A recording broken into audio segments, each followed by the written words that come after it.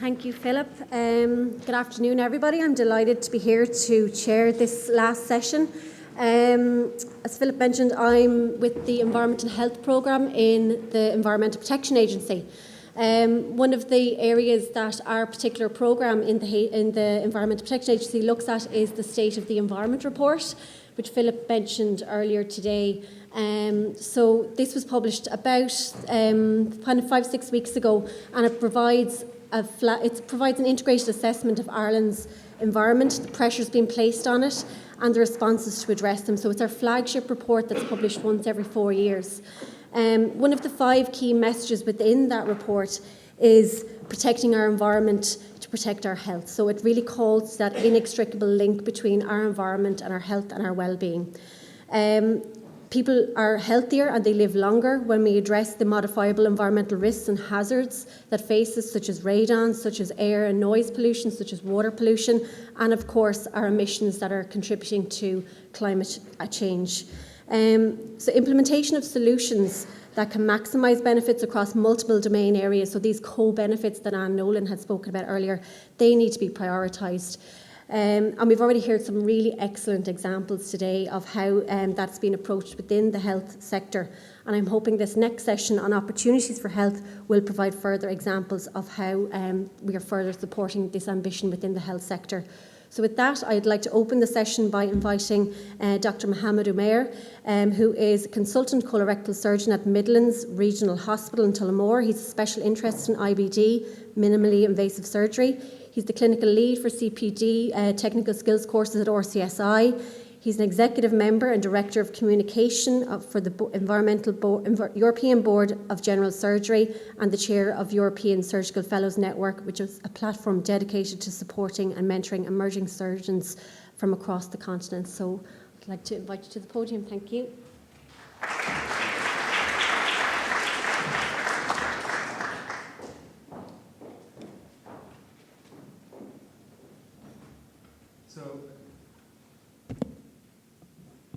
Good afternoon, distinguished colleagues. It is an honor and a privilege to start this afternoon session where we will explore the vital intersection of surgery and sustainability. In my current roles as a clinician, educational provider, and administrative domains, it enables me to appreciate the unique roles that we as surgeons can advocate for sustainable futures. Let's explore how surgery and surgical leaders can drive sustainability. So when we think about global carbon emissions, the things that come into our mind are shipping industry and aviation. But however, what surprises me the most is that healthcare as a whole is responsible for an estimated 4.9% of the world's carbon emission. It's a figure that exceeds these 2 major industries combined. And as a surgeon, this highlights an urgent need for us to address the environmental impact of our profession.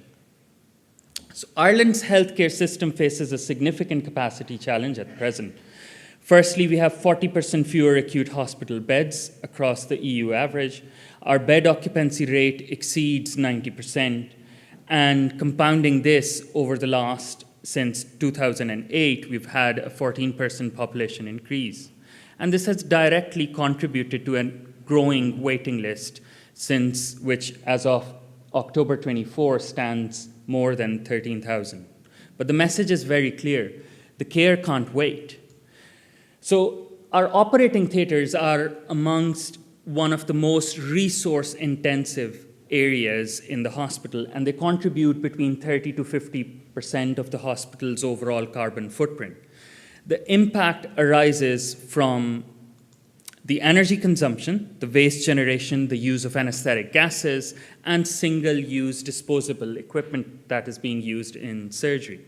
So let's take an example, a standard 1-hour laparoscopic cholecystectomy, the removal of a gallbladder, into consideration, which us as general surgeons, we perform on a daily basis.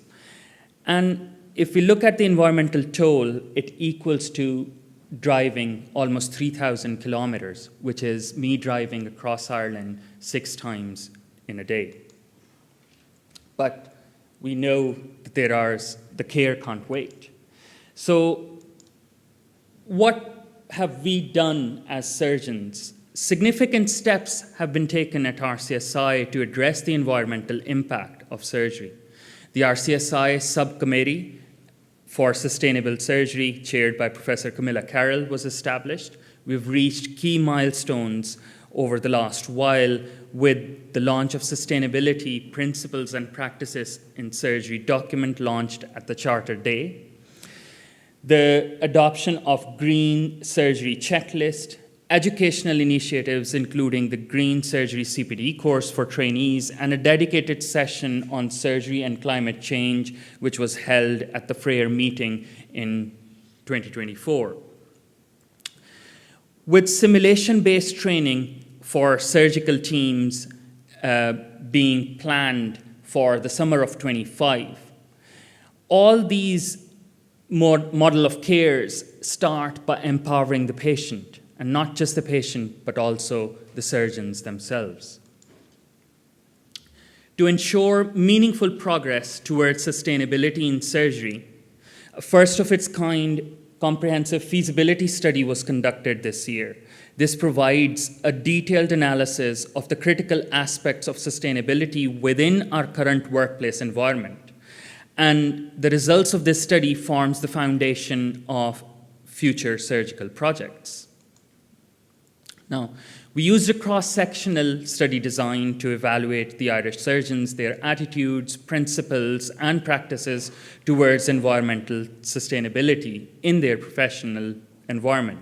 It includes an equal representation across all age groups, a balanced distribution of varying years of clinical experience, and a very comprehensive representation of all regional health authority groups. This diverse sampling ensured that the study captured a broad representation of the surgical community across Ireland to guide our practices. An overwhelming 90% of the respondents said that sustainability is either important or very important in the field of surgery. This demonstrates a very strong collective recognition among surgeons that environmental sustainability is not just a peripheral issue, but it is a central issue in this modern day era. When we ask about their familiarity about the concept of sustainability, only 50% of the surgeons reported that it's somewhat familiar or very familiar with the concept. This suggests that while there is a solid foundation of their awareness, there is also an opportunity to further educate and engage with the surgical community of Ireland. 80% of these surgeons were either unsure or do not currently incorporate sustainability in their practices. This highlights a significant gap. An overwhelming 93% of our surgeons believe that sustainable practices should be incorporated as a core competency for the surgical teams across the board. This strong support indicates a clear consensus that sustainability should be integrated into surgical training to ensure that future generation of surgeons are equipped to lead. At RCSI, we're actively integrating this into our surgery with developing protocols, collaborating, and embedding them into our surgical training networks. These efforts ensure that this concept becomes a core part of the surgical practice and training for future leaders. As Mary Robinson said, climate change is a health issue, and the people who are suffering the most are the ones who contribute the least. And we've heard from previous speakers who have reiterated this fact. This highlights our responsibility because the future we envision for surgery and healthcare depends on the choices that we make today. To close, I would like to share something very special. These are my sons. They wrote a letter to Sir David Attenborough a while back, and to their delight, they received a reply. And it is a reminder of how every voice, no matter how small, can contribute to the conversation about our planet's future. At the end, I would like to thank you all for your attention, and let's continue to lead the way in making surgery a more sustainable for our future generations. Thank you.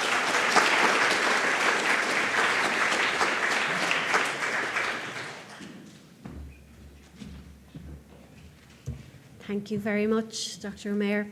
Moving on to our next speaker of this session, we have Dr. John Allman, who is a full-time GP and GP trainer in Dublin. He's a member of the Irish Doctors for the Environment and was involved in the Climate Health Alliance in producing the Sustainable Diets report entitled Fixing Food Together in May 23. John is a passionate advocate of preventative medicine, a committee member of the Irish Society of Lifestyle Medicine, and is a founding member of the Sustainability Working Group within the ICGP. So John, I'd like to invite you to the podium.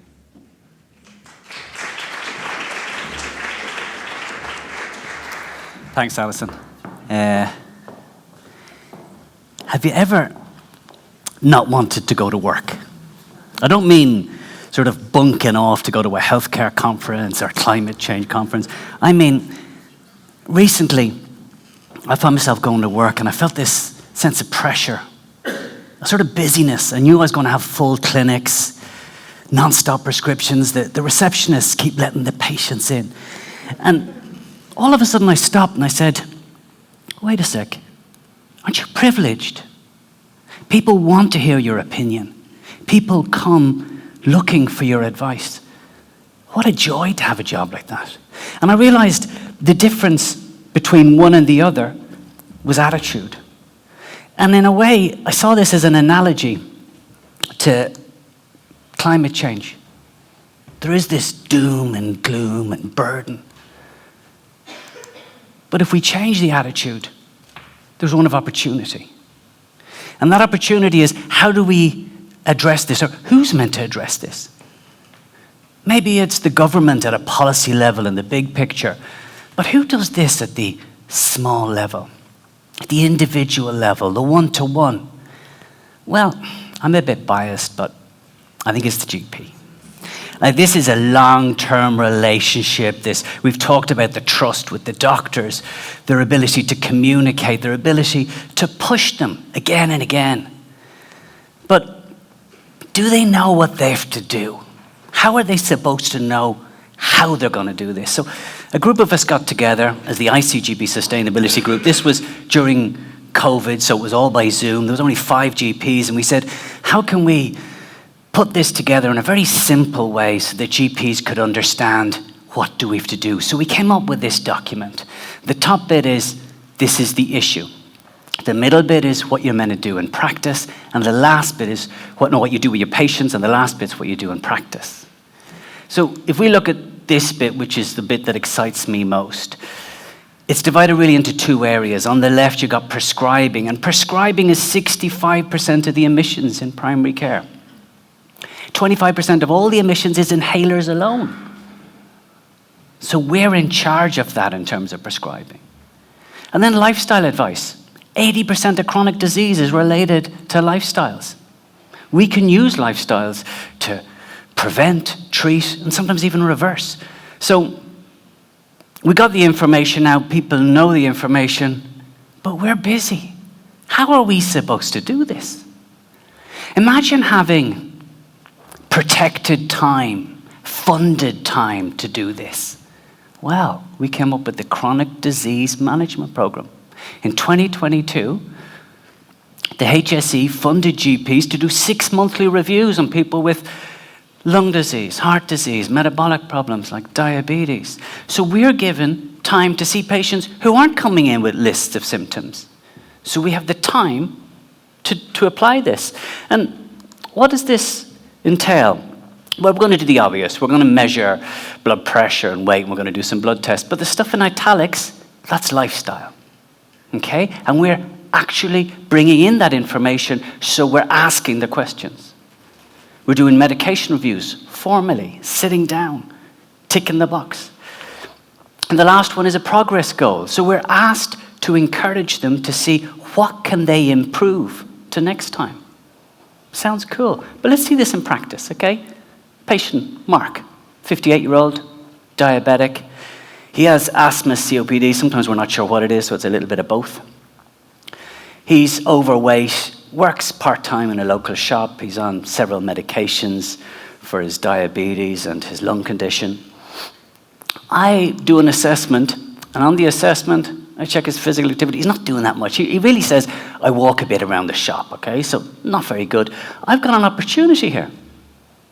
I know I can say, could we get you to move a little bit more? I actually know Mark, so I know he lives in Station Road, and he's working less than 2 kilometres away. I say, how do you get to work? He says, I drive. I go, oh, interesting, Mark, because if you were able to increase your exercise, you could decrease your risk of heart disease by 30%. Would you ever consider walking or cycling? And he takes it on board. I challenge him. Usually with male patients, I sometimes say, I bet you can't do that twice a week. Okay? And it often works. Men will rise to the challenge. And he starts walking, cycling. He enjoys the new cycleway. He found he could get there faster than when he drove. So we've changed his mentality. And I don't need to tell him this, but he saved money, he saved emissions, he saved noise pollution, he saved air pollution. I know that, so it was part of my motivation, but it was a very simple ask. And then we move on to a medication review. He's no issues, not bothered. I go, wait a sec, you're on aspirin, but you haven't had a heart event. This is a historical habit that we used to do, just stick everyone on aspirin because they're at risk of an event. So I think we could stop your aspirin. And if you're not on aspirin, you don't have reflux, you don't need the pantoprazole either. So we stop them. And then I say, you're on the blue inhaler. Do you use a spacer device? And he says, no, I don't use a spacer device. So I say, well, this has to go in at speed, 90 degrees into your lungs, so you're not delivering it correctly. So I say, if we use maybe a dry powder inhaler would be better, but the GINA guidelines in 2019 says we should be on a combination inhaler. We should have something like Symbicort. So he takes that on board and he says, okay, I'll give that a go. I can add in, and I often do, I'd say, by the way, those inhalers produce emissions 1,000 times more global warming than carbon dioxide, and equivalent to driving from Dublin to Tralee. And that usually stops them. They go, whoa, it's just added benefit, but it's incidental. And then we've done 2 things, okay? So we've moved him more, we got active travel, we've changed his medications with saving emissions. We're going to do the last thing, which is our progress goal in terms of nutrition. I usually don't do a nutritional assessment. I do a suggestion, a positive suggestion, and we're hoping to push the bad stuff out. I don't have the time to do a full assessment. So I'll say, do you eat much beans? When I give them a health benefit, I say, do you know that beans lower your blood sugar while you're eating them? And the next meal, and possibly the next day. And what you could do is you could add a tin of kidney beans into your spaghetti bolognese. So each time you take a spoonful, you're getting half meat, half beans. You're getting less saturated fat, more fiber. So this is a great health benefit. I don't necessarily need to tell him that he's decreased his emissions by 50%. So he's made a simple change. We've decreased the emissions. So basically, these are GP clinical decisions. This is for better health. But if we can habitually bring this into consultations and understand that in CDM, there's a funded opportunity to push the medication changes that would save emissions, the lifestyle changes that enhance health and decrease emissions, but also increase the meaning and purpose of the GP. So when they go to work, they're enthused. They know they're thinking beyond the patient, the community, and the planet, because we will not have healthy populations on a sick and poisoned planet. So this is our opportunity to see if we can take care of the planet. Thank you.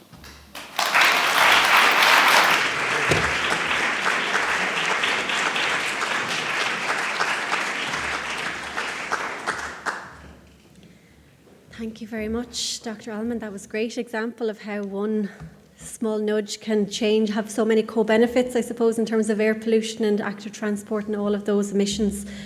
Our next speaker is Barry McKenna, who is Sustainability Manager with St. James's Hospital.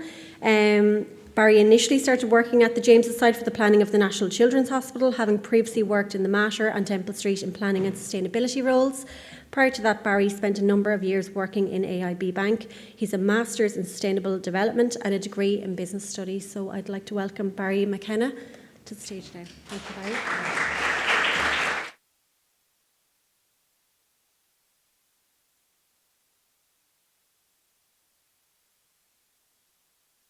Hospital, I suppose it's welcomed as being quite topical today, and in particular, I'm going to talk about cycling, and I suppose needless to say, there's a more active society is a healthier society, as the previous speaker alluded to. And before I start, say thank you to Roisin and our colleagues for the invite today. I'm always keen to avail of any opportunities to give back to travel and cycling, in particular, a bit of a promotion. So before I get into that, I'm just going to give you a brief overview of sustainability and climate action at St James's Hospital. I suppose you're all well aware St James's Hospital is Ireland's largest acute academic teaching hospital. So we aim to become a sectoral leader in the country in the delivery of a more sustainable healthcare model, maintaining the highest standards in patient care. So we're in the process of developing, implementing and monitoring environmental strategies, policies and programmes. Some we've implemented. So there's other programs are being implemented and many more to implement in the future. And all of this is aimed at driving our environmental performance. So we have identified a number of core themes.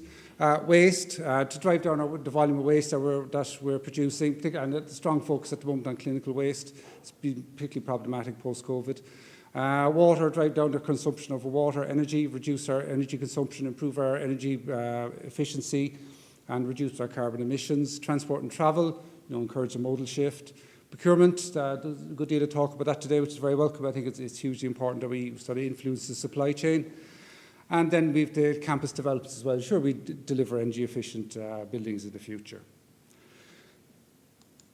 Now, just on the campus mobility strategy, this has its origins in the development for the National Children's Hospital, but it's also necessary because of current and future developments on the site. We have a host of developments coming up at St James's Hospital. Obviously, the Children's Hospital is nearing an end, but we also have the James's Trinity Cancer Institute, the new critical care block, and the government have announced a COOM will locate at James's site as well as part of the tri-location strategy. So there's a host of other developments coming in years to come. So the bulk of the adult hospital will be developed in the next decade or 2 decades, I would imagine. So the campus mobility management strategies it kind of focuses on, it's quite an elaborate document that was submitted for the planning application, but it's a kind of very concise action plan, and I just mentioned some of the actions included in it there. But the plan is very much focused on introducing practical measures to facilitate sustainable transport and reduce the volume of cars accessing the site, and improve the flow of traffic through the campus, and to manage the demand for parking as well. And just some of the measures we have: car share schemes, demand responsive transport. This is something that kind of went quite dormant there for a while, but it's back on track now, and it's hopefully it'll pilot prove successful. It'll be a template for other hospitals to follow suit, particularly large acutes. A lot of work could just be in behavioural change, encouraging staff to shift modes. Traffic management measures, staff orientation programme, address car usage from the outset, and so on. And one of the key parts of the whole mobility the whole mobility management strategy is active travel. So, when I arrived at St James's Hospital, one of the first things I looked at was to address cycle parking. It's one of the basics I was anxious to get right. So I asked staff what were they looking for in terms of accommodating cycling. So the 3 sort of key themes that emerged was convenient, accessible and secure. So just taking 2 examples of our cycle parking, our cycle hubs, I like to call them, sounds better than bike sheds. So this is the Hospital 4 cycle hub, just immediately adjacent to the entrances to Hospital 4 and Hospital 6. This is actually this is twice the size of the original one, such was the demand for bike parking. I just finished doubling the size of the capacity just late last year. Prior to that, it was heaving with bikes, which was very welcome to see. Also, I aim to make bike parking a lot more attractive, in addition to making it secure and convenient. Then this is the hospital, this is our central cycle hub, immediately adjacent to our main entrance. Again, this was I doubled the size of this late last year, such was the demand for bike parking. Again, focused on the themes of convenient and secure. And again, even in recent weeks, staff are again suggesting it needs to be expanded, which is all very welcome. So again, all these two facilities, they all have CCTV access control, and they have they also accommodate cargo bike parking as well. And I'll mention this as well. It's been a great success, actually. I must say, it was the idea of Professor Pilla, I hope I pronounced that correctly, in UCD. He initially piloted in a primary school in Harold's Cross. So we have I was briefly mentioned earlier today, actually, as well. So we have a fleet of e-bikes for staff to use, fleet of electric cargo bikes, 13 in total electric long-tail bikes, which you see in the photograph there, and standard e-bikes. So it provides our staff with a convenient, efficient and economical way of commuting. And I've set up the service in a way that it's managed by Bleeper as well. So staff aren't coming to me if there's an issue with a bike that it has a puncture at that. Bleeper will look after that for me. So the way it works is staff can register. I prioritise those who are currently driving. They're allocated a bike for 3 months, and if it works for them, they can buy it then on the Bike to Work scheme. If it doesn't, well, it just goes back and it rotates through to the other staff. They rotate every 3 months, so the rotation actually is coming up this week. So the bikes will be handed back. They'll be inspected, repaired if needs be, maintained, and they go to another 13 staff. As I said, initially it was well over 200,000, or 200 staff had registered initially, so which is a great, was delighted with. So we also provide all the accessories as well, and the rain tents and locks provided. And so it's a very family-friendly initiative, and one lady actually described it as life-changing. She doesn't have to deal with the hassle of the traffic, the parking, and she just park her bike outside her office and off she goes. And she's absolutely thrilled with it. Needless to say, she immediately bought one once she handed it back. Promotion of cycling as well. So there's other initiatives I would do as well. I'll briefly mention here. Time is almost up. The aptly named Cycle Clinic. So every second Thursday of every month, we have a bike mechanic fixing and repairing staff bikes for free. I would always be promoting the Bike to Work scheme. I suppose I'd be very proactive in dealing with the local stakeholders, NTA, DCC, encouraging them to improve cycling infrastructure to the campus as well. And just there's a clip from it. It was something organised with an appeal I organised with some CEOs of the local hospitals to appeal to the minister to improve cycling parking, and something the Irish Times picked up on, which I was quite pleased to see as well. Then the results. Recently completed a very large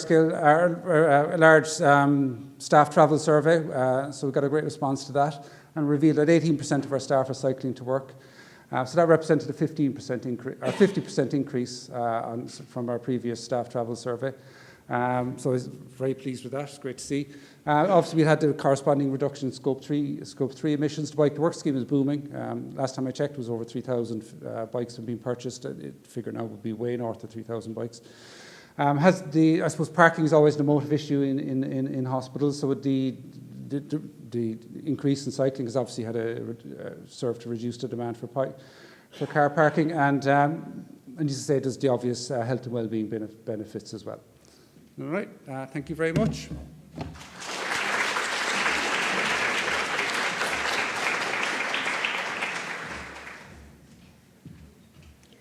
Thank you very much, Barry. That's really encouraging to see how much support has been given to cycling at St James's, and it's really nice to see the success of that bike library as well. Our final speaker of this session is Tanya King, who is CEO of Peamount Healthcare. I'm going to cut her bio slightly short, as she has said, as she's given me permission to, other than say that Tanya has extensive experience working in senior leadership roles in the health service. So I'll hand over to Tanya now as our final speaker. Thank you very much. I'm going to use this because I can't stand behind podiums. I'm too small to be seen. So bear with me. So I'm going to talk to you a bit about Peamount. And I'm going to start by locating us. So we're in the new HSE regional area that is Dublin and Midlands. And we have a 65-acre site in which we're on a journey to the provision of a low-carbon, sustainable and resilient environment for all our services. And we do have ponies. That's a real photo of Peamount. So when I was asked to speak at this, I thought a bit about what we do out in Peamount and the opportunities for health. Will this go on? Oh, okay. Okay, so I'm going to talk to you a bit about green therapy, biodiversity and our carbon footprint. So in terms of our green therapy, what we have aimed to do is to open the doors to the landscape that we have, because we have beautiful 65 acres, and use the natural landscape as an environment for the therapy that we provide. And I might just put in a pitch, as we are so short of hospital beds, for rehabilitation beds. They have the lowest carbon footprint as beds. The WHO are publishing some information in relation to that very shortly. So we provide outdoor rehabilitation as well as indoor. We do have indoor gyms. They're at their maximum capacity, and they have all the things that they should have. But we are able to give people the opportunity to practice things inside, and then to go outdoors and apply the learning that they have had theoretically to learn how to pace walk. Now they can do it in a decent space. They can practice walking on uneven ground, which is what anybody who's walking around Dublin City is going to experience. They can walk on grass and meadows. We've invested in what we call the Rehab Rover bike. That's a bike that we can utilise one physiotherapy therapist bringing 3 clients or patients out for rehabilitation with all of an individual setting for each of the bikes that the patients are in. So we can bring 3 patients out cycling around the grounds. And then we provide horticulture sessions for our stroke patients, which improves their upper limb strength, their dexterity and function, can test their balance. And it's also social and a meaningful task for them to be doing.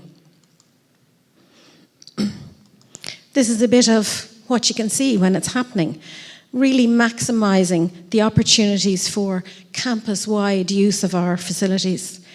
We've started a seed-to-table project. So in our horticulture centre, our residents and patients come in and they sow seeds. We have a day service for older people. About 20 people come in every day. In spring they sow. In autumn they bring home what they have grown. Summer and autumn, bring them home to use to cook their food.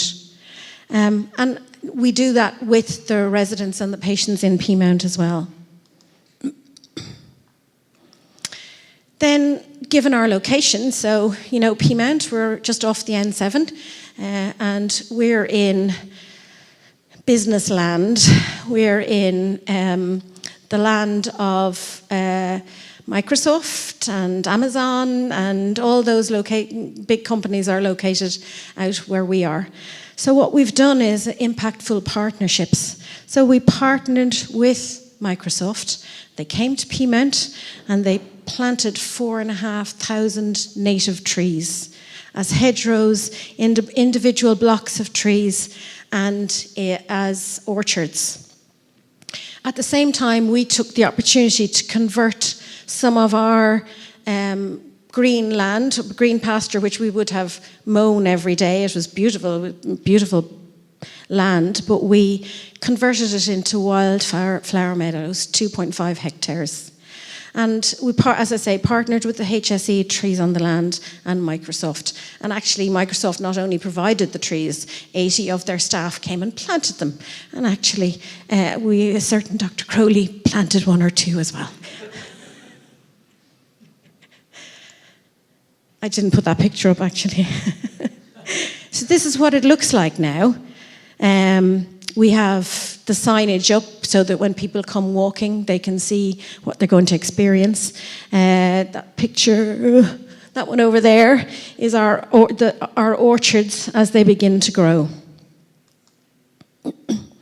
So this is for the benefit of not only Peamount Healthcare, but also for our local community. So we invite the community in. We have Sleenet Launch walks all around our 65 acres.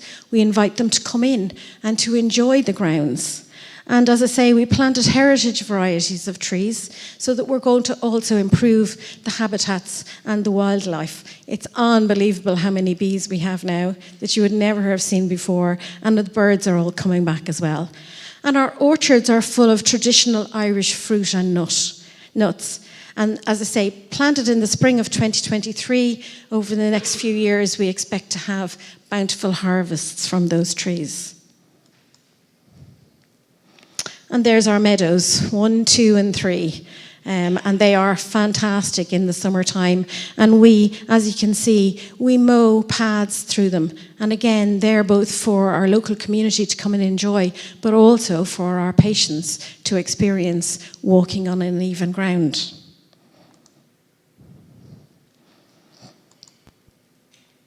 And this is a tree that we had become diseased. And our advice was that we should cut it down. And when we went to cut it, we discovered this is a bee's nest in the tree. So we stopped cutting, and they're still there. And they come out every summer, and they enjoy the flowers in the wildflower meadows and return to the tree and settle down for the winter again.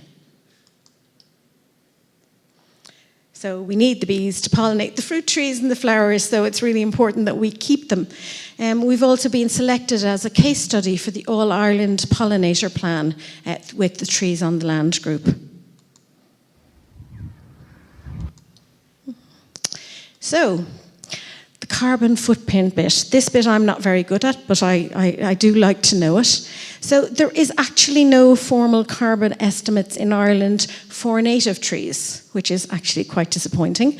But we did try to work out what the impact of all these trees would be. So we know that they will soak up carbon over many years. We know that we'll create hedgerows and pockets of woodland to store carbon in their roots, branches and stems as they grow. The meadows themselves will also help to store carbon, much better than lawn grass. And the reduction in the weekly grass cutting will reduce our fuel consumption.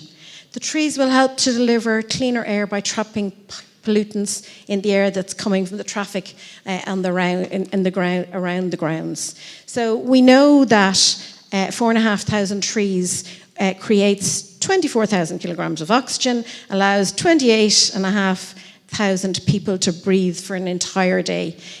They store up to 9,000 kilograms of carbon.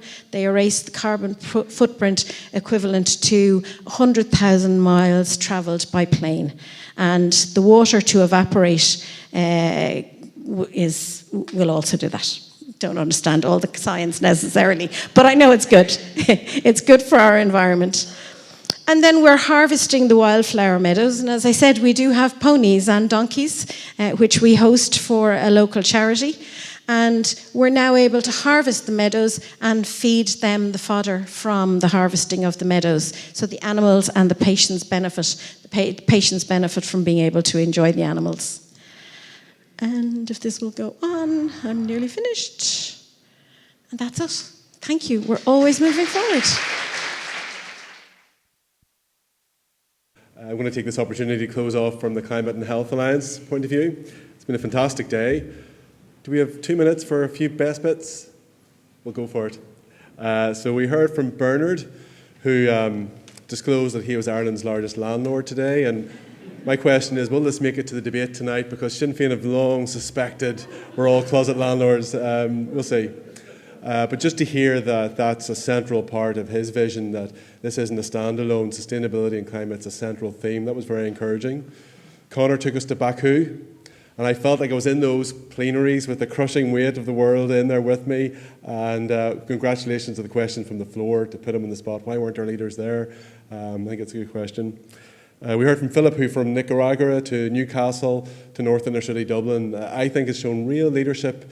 And I just love that your job title isn't just climate, it's well-being, global health, equity and more. We heard from John Gibbons. Usually he wins the scary graph competition, but look, you've taken it today. And we heard from Chris Gormley, and just really fantastic work from the NHS, despite, I mean, their political backdrop has been nothing short of tumultuous. We heard from the HSE and the fantastic work going on there with Roisin and Siobhan and Ina, and the very young and well-sealed Kevin, wherever he is. And just fantastic to see all the work going on with the Greener Medals of Care there. We heard from Mark and Anne and the work going on with the Climate Health Alliance, and Nora, that lovely picture of Janice showing how businesses are taken and given, but not baddies. It's not about goodies and baddies, it's about policies and actions and taxes. And to paraphrase you, it is a little bit about the nanny state, and nanny's annoyed, nanny's cross. We heard from Sean and Samantha talking about how it's about a predicament, not a problem, that doubles down in the hubris that we might have. And from Luke, he said, we must, we can, and we will. That'd be a good political statement. You can have that, Luke. And from Mohammad, who's a dad and a Attenborough fan, apart from being a colorectal surgeon. John, who's decarbonising Sutton by stealth. Barry and Tanya, just showing us some really lived experiences. Now, I very rarely get a chance to thank the HSE, because although this is a conjoined conference, all of the heavy lifting has been done by the HSE today. And you couldn't ask for better partners, not only because they pay for everything. We can only push open doors, so not just Philip and Roisin, but the whole team of Aoife and Sheila and Leanne and Neil and all the other names I'm forgetting. They've just been really very motivating. And Barbara. So no, I really do. Thank you so much. So we'll continue on, and to close officially, I'll hand over to Philip. Many thanks. Thank you, Sean. And we will definitely continue this alliance with the Climate and Health Alliance, and we're very honoured to have been allowed to become a member of it. We will continue all of the collaborations we've laid out here, and we will build on them.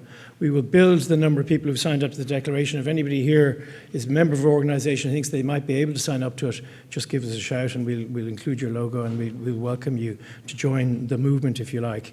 Depending on the evaluation of the conference, we would hope to run one maybe next year. But if people say, that was enough, I think we've sorted it, we probably won't accept that. But so we would probably run one next year, and invite you all along, obviously, to that. I'd really like to thank our speakers. It was a really wonderful, amazing array of speakers. It kind of an incredible mixture of everything, really. I won't kind of go through what Sean went through there, but it was really wonderful speakers. There wasn't a single bum note in the entire day, and it was very inspiring, challenging, and urges us to continue.